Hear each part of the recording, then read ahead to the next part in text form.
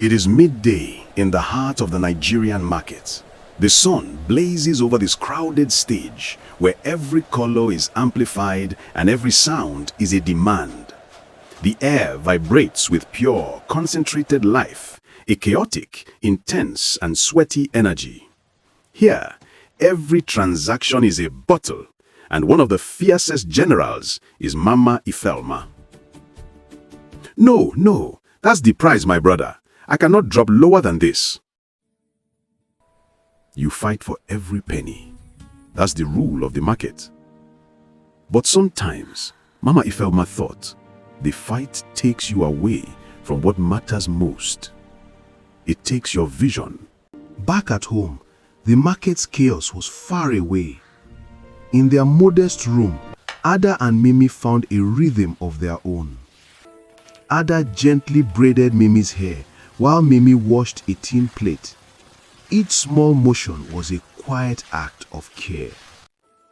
These were the moments that held them together, even when Mama's world pulled her elsewhere.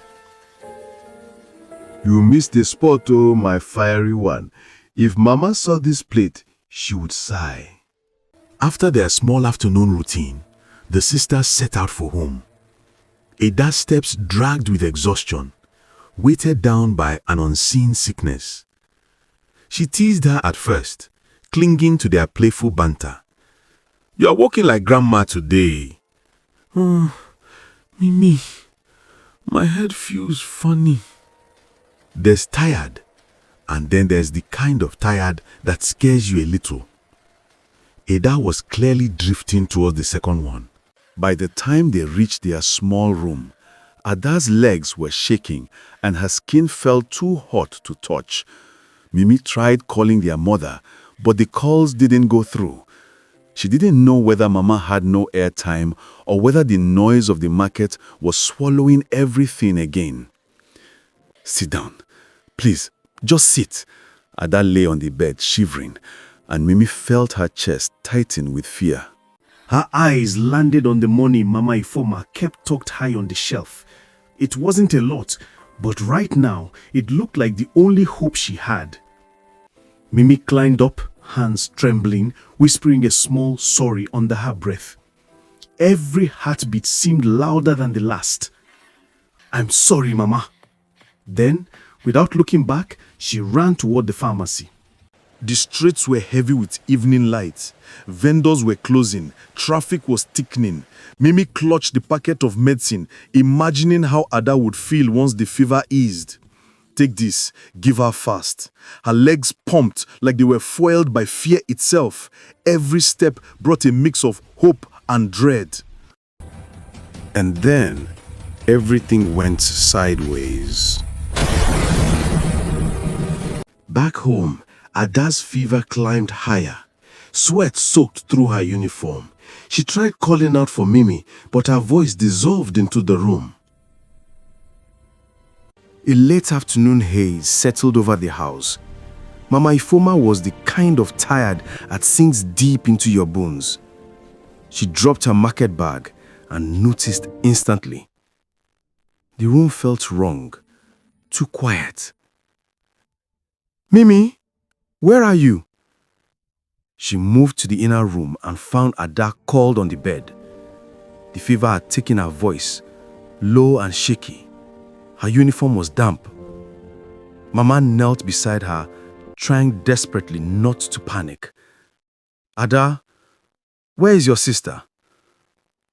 Mama's fear settled deeper. She reached for her phone, hands trembling, about to call relatives, when the screen lit up with an unknown number. She hesitated, then answered. "Hello? Good afternoon, Ma. Are you the mother of a girl named Mimi? She was in an accident, but she's conscious now." "Accident? Which hospital? Please, tell me where she is." "General Hospital, emergency ward. She's stable, but you need to come."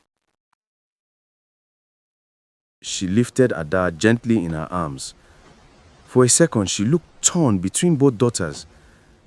Then she steadied herself, soft, almost whispering. There are moments you pray never come, but life does not wait for your readiness. The moment Mama saw her child, something inside her broke open. It was relief and pain, sitting side by side in the same breath. Mimi, my child. She wanted to hold Mimi tight, but the bandages reminded her to be gentle. Love has a way of hurting and healing at the same time. She bowed her head for a moment, silently thanking God. The girls breathed easier as dawn broke. Sunlight drifted into the small room, warming the pale walls. Ada stirred first. Her fever had eased and her face looked clearer. For a moment, they just stared, making sure the other was truly there. Mama Ifeoma sat between them, tired to the bone, but finally calm. She held their hands as if the night itself had been a warning she never wanted to hear again. "Mama, is Ada okay?" "She will be. You both will be. I promise." Ada reached across the space between the beds. Her hand trembled a little, but she was smiling. Their fingertips met in the middle. The sun crept in with a forgiving glow. For the first time in a long while, the room felt whole again. Thanks for watching. Please do like, subscribe, and share. Bye!